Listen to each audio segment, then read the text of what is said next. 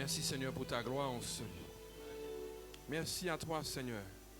Nous voulons Seigneur te bénir ce matin. Nous voulons bénir ta présence Seigneur. Nous voulons bénir ta présence en ce lieu Seigneur.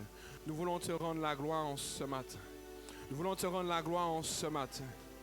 Marika baba babas. Marika basataka reka baba baba. Marika baba baba. Est-ce que tu peux accueillir la présence de Dieu? Marika baba baba baba sakare baba. Marebosa. Maro sakara baba baba. Alléluia. Alléluia. Merci Seigneur. Merci Seigneur. C'est bon. Alléluia. Bien-aimés, je vous bénis en ce matin. Je veux bénir tout un chacun et que la présence de Dieu puisse nous bénir en ce matin. Amen. On peut s'asseoir.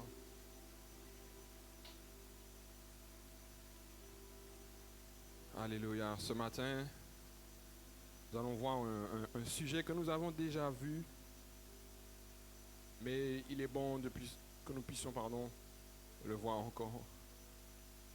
Merci Seigneur. Et ce matin, je pense qu'on va être court, mais ce matin, c'est comment grandir dans la présence de Dieu. Comme par hasard. Comment grandir dans la présence de Dieu. Bien-aimés, nous devons vraiment apprendre à connaître sa présence. Nous devons apprendre à cohabiter avec sa présence. Nous devons apprendre à passer du temps dans sa présence. Amen. Pourquoi je dis ça? Bien-aimé, on doit être conduit de plus en plus à ne pas être, le mot m'a échappé, à ne pas être trop cérébral, mais spirituel. Amen. On est beaucoup cérébral, c'est normal, nous sommes des êtres humains, mais nous devons être conduits à être spirituels, à connaître la présence de Dieu. Amen. Est-ce que tu sais quand tu es dans la présence de Dieu? Est-ce que tu sais quand tu es dans la présence de Dieu? Est-ce que tu sais la reconnaître? Est-ce que tu sais la ressentir que, oh, Dieu est là? Parce que des fois, bien aimé, Dieu peut être là, mais tu ne le sens pas. Et ça, c'est normal. Mais nous devons grandir. Amen. Nous devons grandir à être le plus que possible capable de capter. Et ça, bien aimé, ça s'apprend. Amen. Et bien aimé, comment dire, la présence de Dieu, elle est essentielle à notre marche. Amen. La présence de Dieu, elle est essentielle à notre marche avec Christ. Avec Christ et en Christ. Amen. Est-ce que vous me suivez? Vous êtes toujours là? Psaume 27, 4 nous dit: je demande à l'Éternel une chose que je désire ardemment. Est-ce qu'on connaît ce verset-là? Je voudrais habiter toute ma vie dans la maison de l'Éternel. Bien-aimé, qu'est-ce qu'il y a dans la maison de l'Éternel? Amen. Qu'est-ce qu'il y a dans sa maison? Il y a Dieu. Et s'il y a Dieu, ça veut dire sa présence. Et David dit: je demande à l'Éternel une chose, que ça soit une chose que tu demandes. Que ça soit une chose que nous demandons. Que ça soit notre priorité. Que ça soit ce que nous désirons le plus ardemment. Je voudrais habiter toute ma vie dans la maison de l'Éternel pour contempler la magnificence de l'Éternel et pour admirer son temple. Il est beau ce verset. Bien-aimé, la présence de Dieu, c'est un privilège. Et c'est un privilège que tu ne dois pas négliger. Le négliger serait en fait la méconnaissance d'un privilège. Amen. Amen. Ne néglige pas sa présence. Ne néglige pas la présence de Dieu. Bien-aimés, nous savons que notre marche, normalement, elle ne consiste pas en la juxtaposition d'actes religieux. Même si les actes religieux nous amènent à la présence. Amen. C'est parce que nous venons à l'église qu'effectivement nous sommes exposés à la présence de Dieu. Mais nous savons qu'il n'y a pas que ça, n'est-ce pas? Ce n'est pas tous les gestes religieux, tous voilà, les gestes spirituels que nous faisons qui font forcément que nous sommes saints, amen, que nous sommes enfants de Dieu, n'est-ce pas?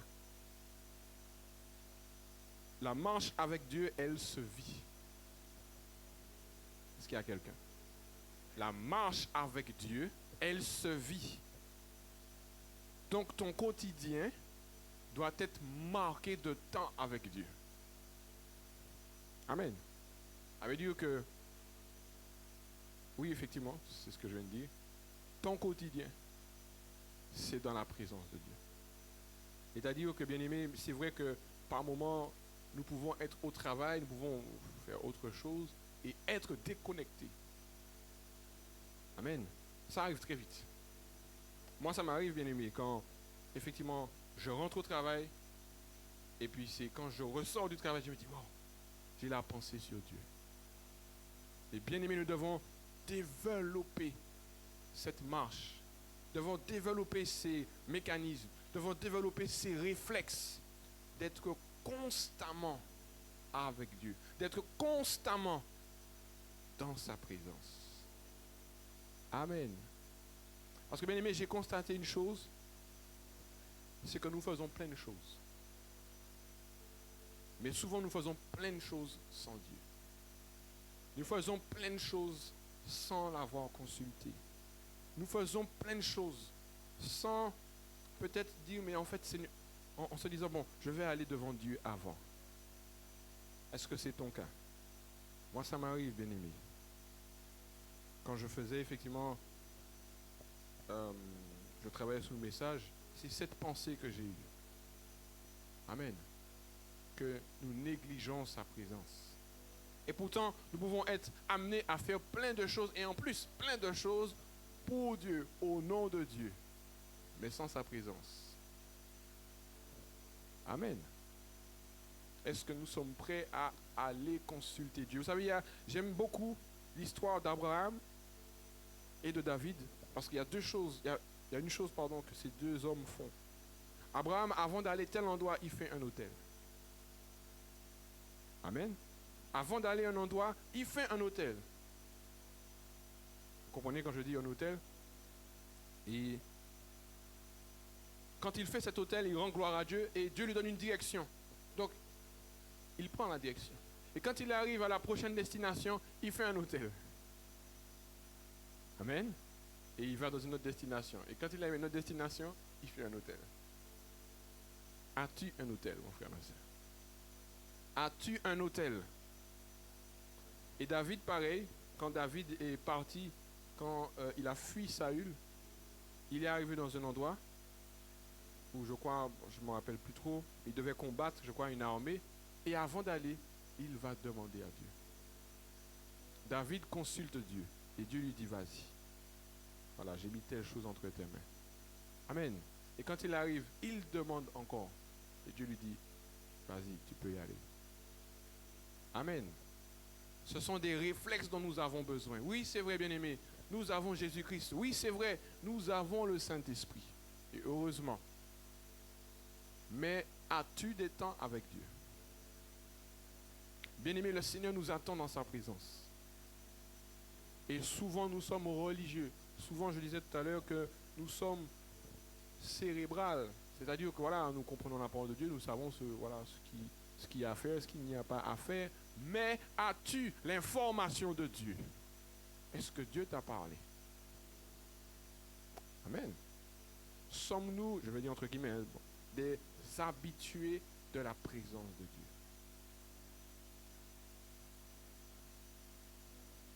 Votre silence en dit long. Vous êtes en réflexion. Alléluia. Bien-aimés, nous avons besoin de la présence de Dieu. Et vous savez, ça, c'est accessible à tous. Vous savez ça? C'est accessible à tous. Chacun d'entre nous, nous en avons besoin. Parce que vous savez, je partageais cela avec une sœur. Quand tu as un problème, vous savez, des fois, nous avons ça peut arriver, on a un problème, une difficulté, et puis des fois, on s'agite. On se dit, mais qu'est-ce que je vais faire? On commence à réfléchir. On trouve une solution qui nous semble agréable, qui nous semble juste, qui nous semble logique, et on la prend. N'est-ce pas? Mais vous savez, quand on a des fois voilà, un truc comme ça, et qu'on va dans sa présence, vous savez, Dieu ne règle pas forcément le problème. Vous savez ça? Quand on va dans sa présence, il y a une sorte de paix. C'est comme si tu reçois la solution, mais la situation n'est pas réglée. Amen. Et pour autant, quand tu vas dans sa présence, tu es en paix comme si la situation est réglée. Pourquoi? Parce que tu as la paix de Dieu. Parce que c'est comme si quand tu vas dans sa présence, le Seigneur dit, enfin tu es venu. Et vous savez quoi? J'échangeais cela avec cette sœur, je lui disais que, en quelque part, des fois, Dieu n'arrange pas la situation. Pourquoi il ne l'arrange pas? Parce que c'est cette situation-là qui t'a amené à sa présence. Donc il ne va pas l'arranger. Il va finir par l'arranger, bien sûr, on est d'accord. Mais, parce que s'il l'arrange tout de suite, c'est bon, on a dit, bon, mais Seigneur, merci, et puis tu ne vois pas. Mais c'est toi qui le veux. C'est toi qui le veux. Donc, il t'amène. Bon, attention, je ne dis pas que Dieu crée des problèmes pour. Mais, des fois, Dieu se sert de cela pour nous amener dans sa présence. C'est-à-dire que ce n'est pas Dieu qui fait. Il laisse faire. Il te laisse des fois dans ton entêtement. Des fois, c'est nous-mêmes qui créons nos problèmes. Mais lorsque nous allons dans sa présence, le Saint-Esprit est là. Il nous donne, il nous effuse sa présence. Il diffuse sa paix. Et en quelque part, tu te dis, bon voilà, la situation va se régler. Et elle finit par se régler. Amen. Qu'il est bon d'aller dans sa présence. Et c'est pour ça que David dit en quelque part, il préfère au final contempler sa face. Rester dans cette glorieuse présence. Bon, nous savons bien aimé que ce n'est pas forcément toujours possible, n'est-ce pas? Parce qu'il faut aller travailler, il y a des choses à faire, il faut s'occuper des enfants. Mais le plus que possible, tant que tu as du temps, va dans la présence de Dieu. Parce que c'est dans la présence de Dieu que tu reçois, je disais, les solutions. C'est dans la présence de Dieu que tu reçois l'équipement. C'est dans la présence de Dieu que tu vas recevoir la paix. Si tu ne vas pas dans la présence de Dieu, tu n'auras pas la paix. Amen. Mais justement, bien-aimés, bien sûr, ce sont des choses que nous pouvons faire, mais comme je disais, ce sont des réflexes, des mécanismes à développer. Amen. Parce que nous devons apprendre, bien-aimés, à grandir, à maturer dans la présence de Dieu. Alléluia. Et nous allons voir, bien-aimés, je vais vous proposer 7 clés. Il y en a pas mal, hein? Mais nous allons voir 7 clés qui nous permettent d'évoluer, de grandir dans sa présence. Parce que, bien-aimés, la présence de Dieu, elle est incroyable. Dans la présence de Dieu, il y a tout. Est-ce que tu sais ça? Dans la présence de Dieu, il y a tout. Et une première clé, mon frère, ma soeur, c'est le lieu de rencontre. Est-ce que tu as entendu? Le lieu de rencontre. As-tu un lieu de rencontre avec Dieu? Quel est ton lieu de rencontre? C'est bien. Quel est ton lieu de rencontre? La parole de Dieu nous dit, en Matthieu 6, verset 6, « Mais quand tu pries, entre dans ta chambre. » Bon, ça ne veut pas forcément dire que ce soit forcément la chambre. Hein? Moi, ce n'est pas forcément ma chambre. Ferme ta porte et prie ton Père qui est là dans le lieu secret, et ton Père qui voit dans le secret te le rendra. Il y a un petit mot que j'aime dedans. C'est là. Amen. Le lieu choisi, là. Quand Dieu t'a dit là, c'est là, c'est pas à côté, c'est pas ailleurs, c'est là. Amen. Et souvent, bien aimé, je pense que nous pouvons choisir. Nous pouvons choisir un lieu, voilà, Seigneur, je veux. Mais des fois, je pense que, bon, le Seigneur, il fait comme il veut. Tu peux ressentir qu'à cet endroit-là, c'est particulier. Amen. Peut-être que ça vous dit quelque chose. Tu ressens que quand tu vas là, la connexion, voilà, la fréquence avec le ciel, elle est au top. Et bien aimé, nous devons justement, évoluer dans cette fréquence avec Dieu. Bien-aimés, je veux nous inviter à avoir de la facilité à entrer dans la présence de Dieu. Amen. Parce que souvent, on est perturbé par plein de choses. Perturbé par plein de pensées. Plein de choses qui nous occupent. Mais va dans le lieu de la rencontre. On voit que Moïse avait ce qu'on appelle la tente d'assignation. Amen. Et la parole de Dieu dit que lorsque... J'ai dit qui est-ce? Élie ou Moïse? D'accord. Je pense que c'est Élie et c'est bien Moïse. Quand Moïse allait dans la tente d'assignation, la parole de Dieu dit que le peuple se levait parce qu'il savait que, waouh, là, Moïse va rencontrer Dieu. Amen. Mon frère, sois conscient que quand tu vas dans ton lieu de rencontre, tu vas à la rencontre du Dieu vivant. Tu ne vas pas juste en prière. Tu ne vas pas juste faire, bon voilà, je vais faire ma petite prière. Non, non, non. Tu vas dans le lieu de la rencontre, en présence de Dieu. J'aime beaucoup, je le dis souvent, peut-être même dans chaque prédication, lorsqu'Élie dit « Le Dieu devant qui je me tiens ». J'aime beaucoup cette phrase. Je trouve cette phrase bien. Le Dieu devant qui je me tiens. Ça veut dire qu'il y a un truc spécial avec Dieu. Et ce n'est pas que pour Élie, mon frère, ma soeur, c'est pour toi aussi. Va rencontrer Dieu. Il dit, entre dans ta chambre. Amen. Donc, va.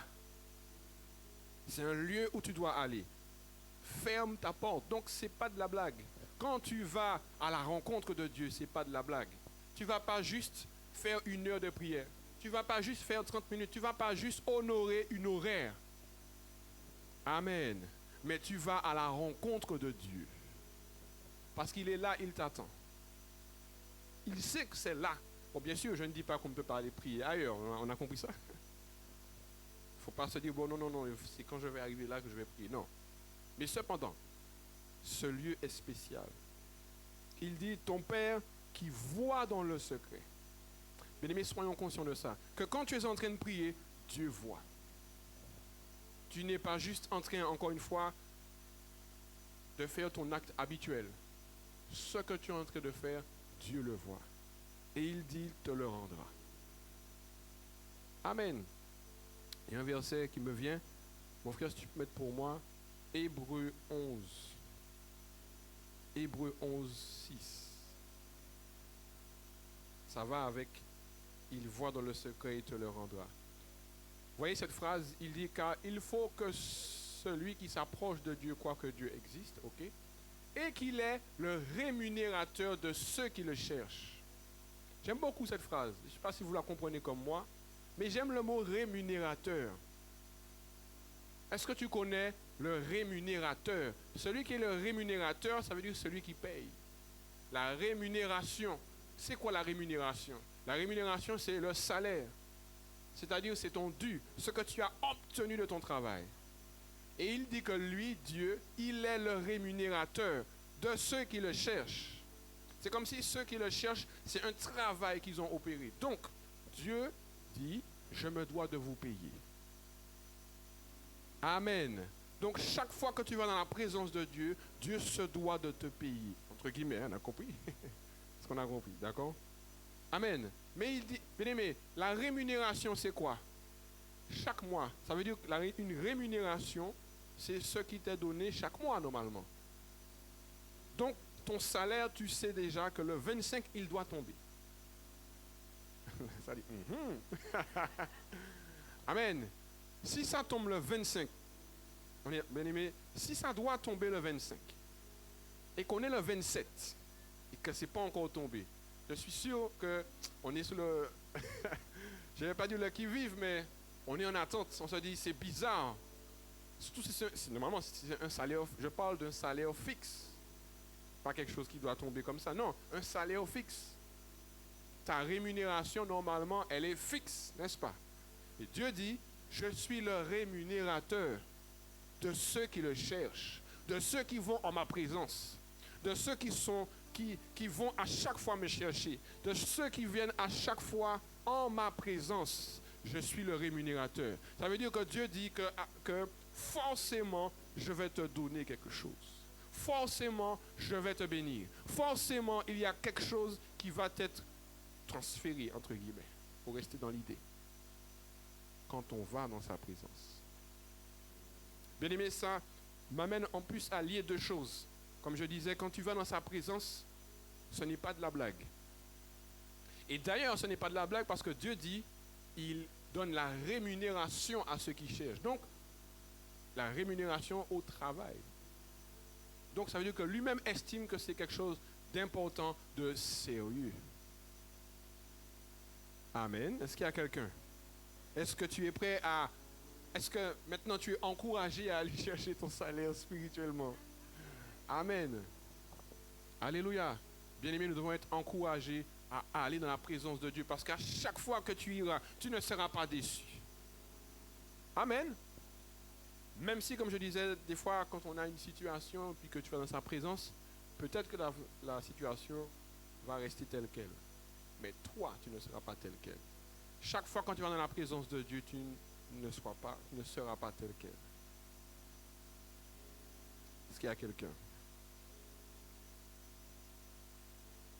Alléluia. Je reprends ce verset où on dit dans Exode 33, verset 9, « Et lorsque Moïse était entré dans la tente, la colonne de nuée descendait et s'arrêtait à l'entrée de la tente. Et l'Éternel parlait avec Moïse. » C'est glorieux ça, bien-aimé. C'est bien ça. L'Éternel parlait avec Moïse. Est-ce que tu veux ça, mon frère, ma soeur? Est-ce que tu veux ça, que Dieu te parle? Va dans sa présence. Va dans le lieu de la rencontre. Si tu n'en as pas un, c'est le temps de chercher un lieu de rencontre. Essaye d'accélérer parce que le temps, lui, ne m'attend pas. Exode 33, 11 nous dit, l'Éternel parlait avec Moïse face à face, comme un homme parlait à son ami. J'aime beaucoup ce verset parce que la parole de Dieu nous dit que l'Éternel parlait face à face avec Moïse. Vous êtes là? Il parlait face à face avec Moïse. Puis Moïse retournait au camp. Bien-aimé, le grand Moïse, puissant Moïse, lui, à un moment donné, il estime que c'est bon. On a un face à face, mais c'est bon. Je peux sortir de la présence de Dieu. Mais la parole de Dieu nous dit que, mais son jeune serviteur Josué, fils de Nu, ne sortait pas du milieu de la tente. Je ne sais pas si vous cernez ce que je veux dire. Moïse qui est Moïse, grand Moïse, estime que maintenant c'est bon, je peux sortir de la présence de Dieu. Donc forcément, Josué, son serviteur, il va suivre derrière, il va dire non, non Moïse, non bien-aimé. Lui, il reste encore dans sa présence. Quel est ton état quand toi tu es dans la présence de Dieu? Bien-aimé, ça nous arrive trop souvent, nous prions et on regarde l'heure. Bon, forcément, si tu dois y travailler après, c'est normal. Mais est-ce qu'on réfléchit à ça? Souvent, ça nous arrive d'être... On entre dans la présence de Dieu, mais on est déjà prêt à y sortir pour faire des choses. Alors que la parole de Dieu nous dit que lui, Josué, alors que Moïse sortait, lui ne sortait pas. Amen. Est-ce que tu veux être un Josué qui, lui, s'il peut passer le plus de temps possible dans la gloire de Dieu, il va y rester? Soyons des Josué. Pour rester encore, j'aime beaucoup ce verset dans Habakkuk 2:1. Il dit, j'étais à mon poste et je me tenais sur la tour. Je veillais pour voir ce que l'Éternel me dirait et ce que je répliquerais après ma plainte. Je vais reprendre le verset. J'étais à mon poste. Es-tu à ton poste? Es-tu toujours à ton poste? Quand je dis ça, je veux dire, es-tu toujours dans le lieu de la rencontre? Es-tu toujours dans le seul lieu où... Enfin, je dis es-tu. Nous sommes. Est-ce que nous sommes toujours? Parce que je suis concerné aussi. Et Habakkuk dit, et je me tenais sur la tour pour voir ce que l'Éternel me dirait. Ça veut dire que pour lui, aller à chaque fois dans la présence de Dieu, c'est l'occasion de recevoir quelque chose. Bien aimé, souvent nous sommes pressés à faire autre chose. Nous sommes plus occupés à nos affaires plutôt qu'aux affaires de Dieu. Et lui, il dit, je veillais. Est-ce que ça nous arrive de veiller? De rester là, dans la présence de Dieu, juste rester là, dans la présence de Dieu. Amen. Donc, mon frère, ma soeur, est ce lieu de la rencontre. Je t'invite à avoir ce lieu. Amen. Ça, c'est une première clé. Deuxième clé, et ça va avec le lieu de la rencontre, c'est avoir un moment spécifique avec Dieu. As-tu un temps avec Dieu? As-tu mis à part un temps avec Dieu? Je ne te parle pas de ton temps de prière avant de partir, ton temps de prière. Non, as-tu un temps privilégié avec Dieu? C'est comme ça, bien-aimé, qu'on construit la vie de prière. Mais pas seulement la vie de prière. C'est comme ça que tu construis ta marche avec Dieu. Bien-aimé, cela est une clé pour avancer avec Dieu. Ça, c'est une clé pour vraiment avancer dans cette communion avec Dieu. C'est avoir un temps à part avec lui. Je dirais un temps chéri avec lui. Amen. Est-ce qu'ici, nous avons tous un temps à part avec Dieu? Marc 1, verset 35 nous dit, « Vers le matin, pendant qu'il faisait encore très sombre, il se leva et sortit pour aller dans un lieu désert où il pria. » Donc, ça veut dire que Jésus, lui, allait le matin quand il faisait encore très sombre. Exode 34, verset 2 nous dit, « Sois prêt de bonne heure, et tu monteras dès le matin sur la montagne de Sinaï, tu te tiendras là. » Voyons encore ce fameux là, devant moi, sur le sommet de la montagne. Le verset 4, il dit, Moïse tailla 2 tables de pierre comme les premières. Il se leva de bon matin et monta sur la montagne de Sinaï selon l'ordre que l'Éternel lui avait donné, et il prit dans sa main les 2 tables de pierre. Genèse 19, 27 nous dit, Abraham se leva de bon matin. Qu'as-tu fait ce matin? Qu'as-tu fait ce matin? Il dormait. Amen. Bien sûr, bon, je vous oriente un petit peu sur le matin. Ça peut être, bien sûr, parce que certains, effectivement, je sais, peuvent se... comment dire? On peut-être... un planning qui commence à 3 heures du matin. Bon, là, c'est sûr que c'est compliqué. Soit tu essayes à 2 heures du matin. Voilà, il faut choisir le bon moment. Ça peut être le soir aussi. Mais bien aimé, quand même, je pense que, en tout cas personnel, j'ai une préférence pour le matin et je pense que c'est mieux le matin. Amen. Maintenant, certains sont bien à l'aise le soir et, voilà, et ça va aussi. D'accord? Mais, en tout cas, la parole nous oriente beaucoup vers le matin très tôt pendant qu'il est encore sombre. Ce n'est pas une doctrine, on ne fait pas une doctrine, mais c'est une clé. Amen. C'est une clé pour grandir. Cherche à te réveiller tôt. Parce que je pense que le Seigneur voit l'engouement aussi, voit l'organisation que tu mets en place pour le voir. Amen. Si c'est possible, lève-toi plus tôt et va chercher Dieu. Amen.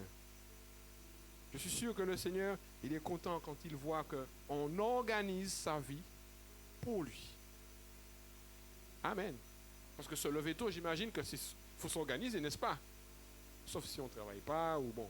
Mais se lever tôt, je crois que c'est important.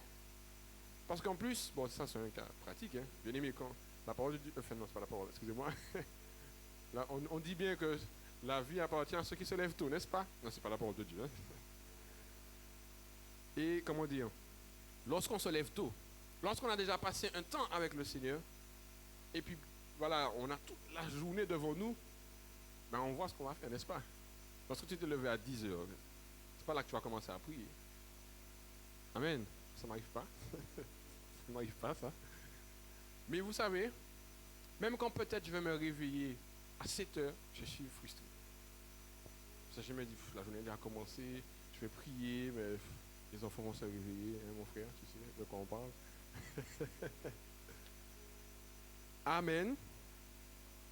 Abraham se leva de bon matin pour aller au lieu où il s'était tenu en présence de l'Éternel. Donc quand tu te lèves tôt, ce n'est pas juste pour faire tes affaires. Mais quand tu te lèves tôt, c'est pour aller chercher Dieu. Amen. C'est-à-dire que la première personne que tu vois devant ta face, c'est Dieu. Même si maintenant aujourd'hui communément, bon, on voit ça avant. Bon, je pense que le Seigneur nous fait grâce, n'est-ce pas? Amen. Donc, avoir un temps spécifique avec le Seigneur. Organisons-nous pour avoir un temps spécifique avec Dieu. M'excusez, je suis obligé de regarder l'heure parce que l'heure, elle file. Une troisième clé, c'est de pouvoir s'exprimer devant Dieu. Amen. Exprime-toi devant Dieu. Dis-lui des choses parce qu'il a besoin d'entendre. Amen. Exprime-toi devant Dieu. Alors c'est un point que j'ai lié aussi. Je dis exprimer, mais aussi de pouvoir louer. Quand je dis de s'exprimer, c'est vraiment, comment dire, parce que j'ai un autre verset aussi qui dit la même chose, mais c'est de pouvoir vraiment louer, exalter le Seigneur. Parce que sa parole le dit dans Éphésiens 5, 19, entretenez-vous par des psaumes, par des hymnes et par des cantiques spirituels, chantant et célébrant de tout votre cœur les louanges du Seigneur. Vous savez, bien aimé, les louanges entretiennent la présence de Dieu. Amen. Si tu peux mettre le verset pour moi qui est juste avant. Il dit, ne vous enivrez pas de vin, c'est de la débauche. Soyez au contraire remplis de l'esprit.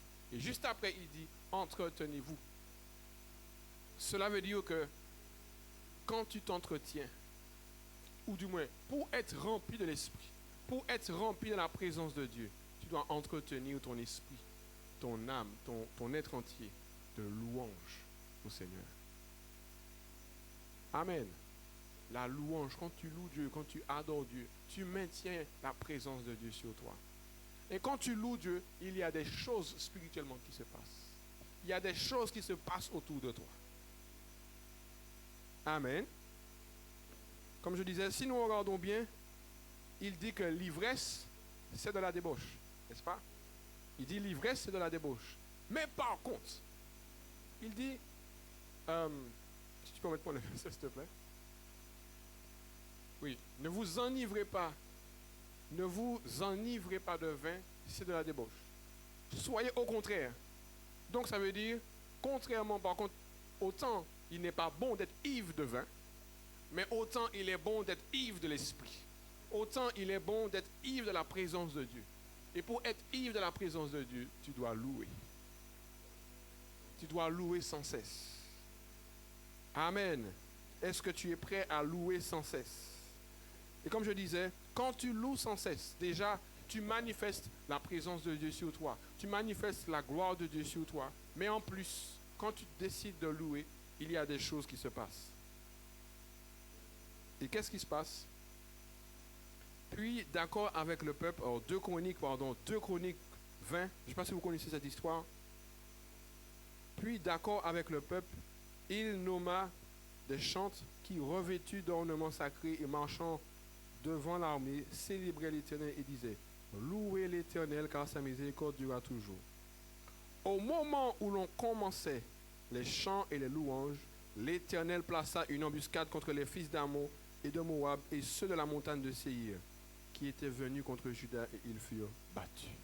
Amen. Donc quand tu es saisi de problèmes, loue Dieu. Quand tu es saisi de problèmes, loue Dieu parce que quand tu loues, tu donnes à Dieu la possibilité d'agir. Est-ce que tu sais ça?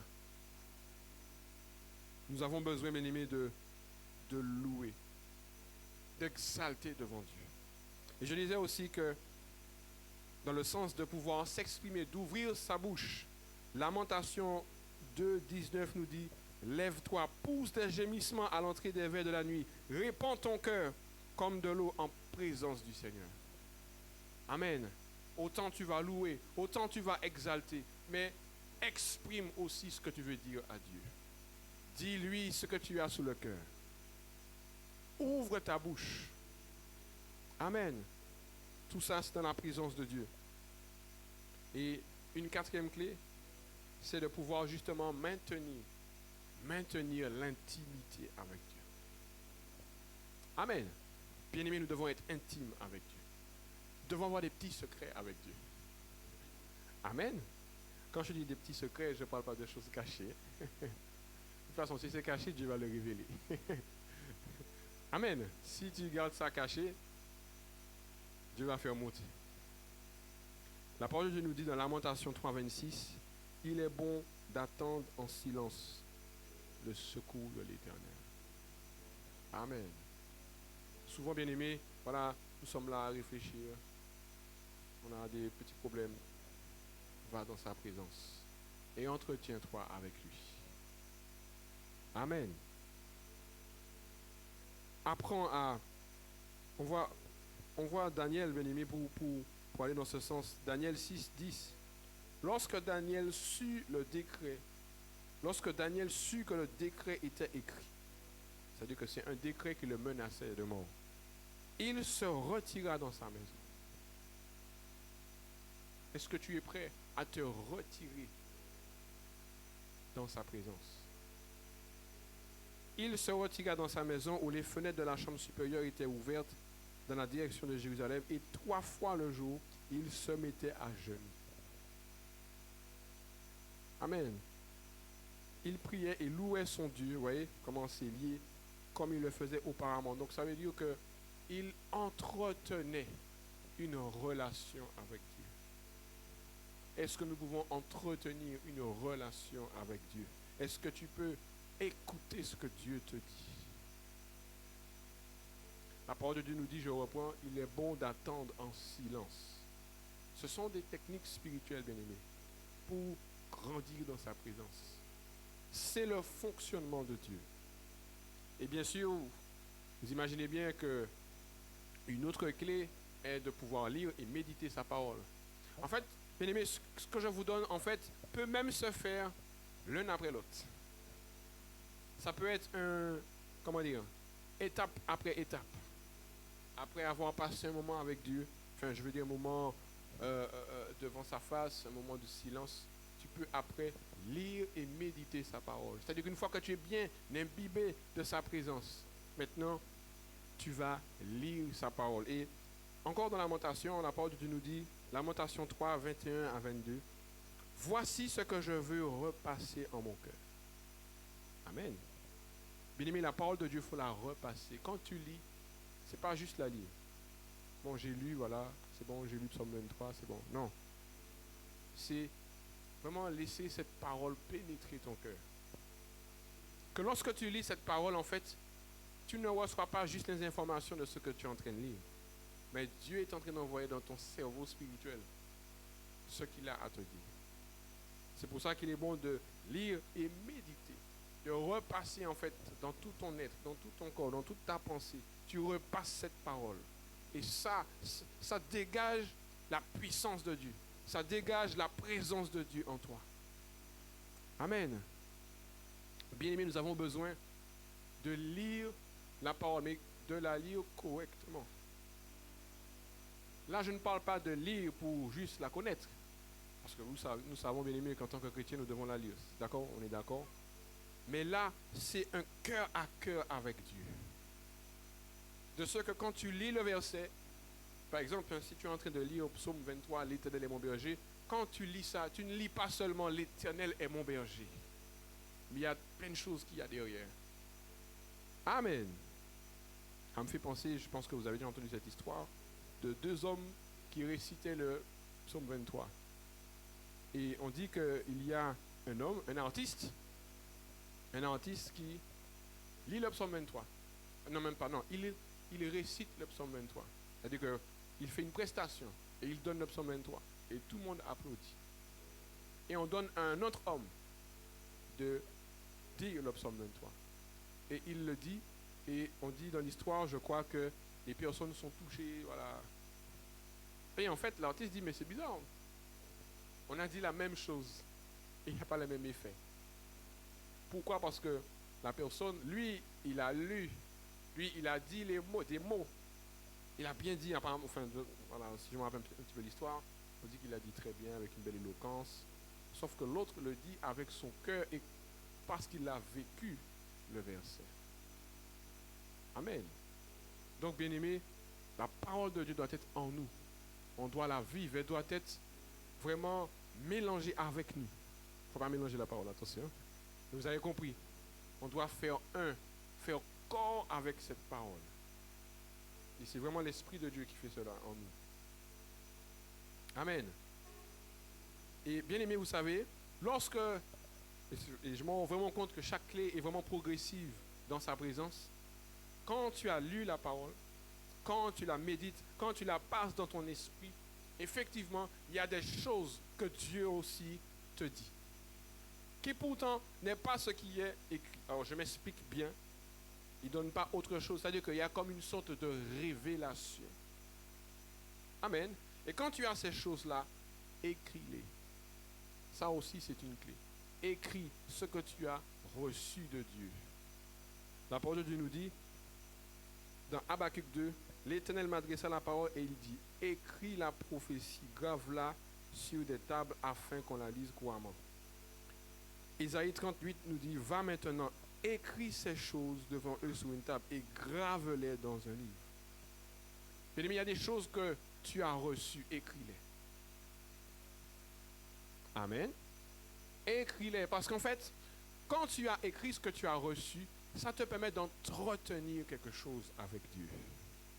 Quand tu vas dans sa présence, tu vas te rappeler. Même aussi, bien aimé, quand ça arrive des services prophétiques, quand tu reçois une parole, écris-la. Parce que ça te permet qu'à chaque fois quand tu retournes dans la présence de Dieu, c'est écrit. Et ça doit s'accomplir. Si c'est la volonté de Dieu, bien sûr. Amen. Et pour finir, cette 7e clé, c'est de remercier le Seigneur. Est-ce que tu sais remercier le Seigneur? Est-ce que tu sais aller dans sa présence pour le remercier? Est-ce que tu prends du temps à remercier Dieu? Amen. La parole de Dieu nous dit, rendez grâce au Père qui vous a rendu capable d'avoir part à l'héritage des saints. Bien-aimé, c'est quoi cet héritage? L'héritage que nous avons, c'est la présence de Dieu. L'héritage que tu as, l'héritage qui t'est laissé, c'est sa présence. Quand vous savez que c'est vraiment parce qu'on est en Christ que nous pouvons aller, que nous avons l'accessibilité à sa présence. Sinon, nous ne l'aurions pas eu. Amen. Donc, prends le temps de remercier Dieu. Amen. Prenons le temps de lui rendre grâce, de lui dire merci pour toutes choses. En remerciant Dieu, tu manifestes aussi sa présence. Amen. Prenons vraiment soin de cela. Amen. Donc pour juste résumer, parce que bien aimé, ce sont des clés, je vais dire techniques, des clés pratiques pour évoluer, pour grandir, pour être plus fort, pour être constant avec Dieu. Amen. Et pour être constant avec Dieu, tu dois avoir ce lieu de rencontre. Amen. Tu dois avoir ce lieu quand même fixe avec Dieu. Même si effectivement on peut chercher Dieu partout. La parole de Dieu nous dit que c'est partout nous pouvons prier. Mais cependant, c'est là où il t'appelle. Et avoir justement ce temps spécifique avec Dieu, qui te permet d'avoir cette intimité avec Dieu, qui te permet de vraiment rester dans sa présence, le contempler, le louer, pouvoir lui parler. Amen. Et plus il te parle, plus Dieu te parle, plus il y a des choses qui sont exprimées par Dieu. Et il faut les retenir, bien-aimés, vous savez ça. Quand tu es dans la présence de Dieu et que Dieu te révèle, c'est précieux. C'est pour ça qu'il est important de l'écrire. Parce que vous savez que quand tu as écrit, tu entretiens quelque chose avec Dieu. Ce n'est pas juste le fruit de ta pensée. Ce n'est pas juste le fruit de ta pensée. Et parce que quand Dieu a donné, et tu n'as pas retenu, tu vas laisser partir un fruit. Amen. Si Dieu t'a donné quelque chose, et puis tu as oublié, Dieu t'a donné quelque chose. Amen. Et tu l'as perdu. Donc c'est très précieux ce que Dieu peut libérer dans sa présence. Bien-aimé, aller dans sa présence, c'est pas juste aller dans sa présence. C'est parce que c'est précieux, c'est parce que c'est bénéfique et c'est parce que c'est vital pour toi. C'est pour ça que plus nous allons dans sa présence et plus nous grandissons. Amen. Et un dernier verset, si tu peux mettre pour moi, mon frère, 2 Corinthiens. 2 Corinthiens 3, verset 18, je crois.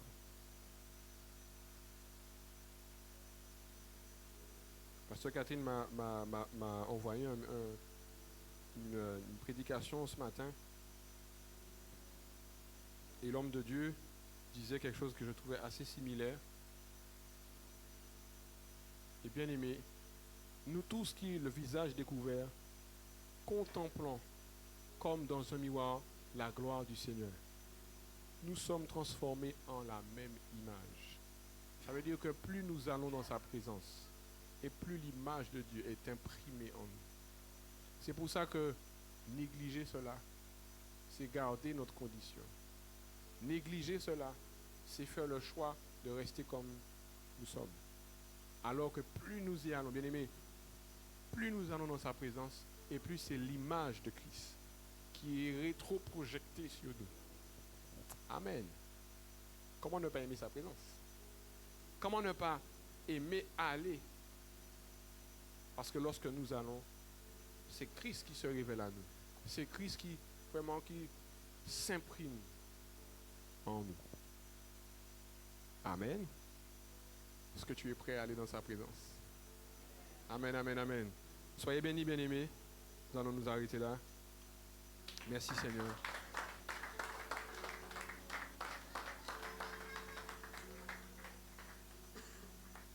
Est-ce qu'on peut prier? Est-ce qu'on peut s'exposer?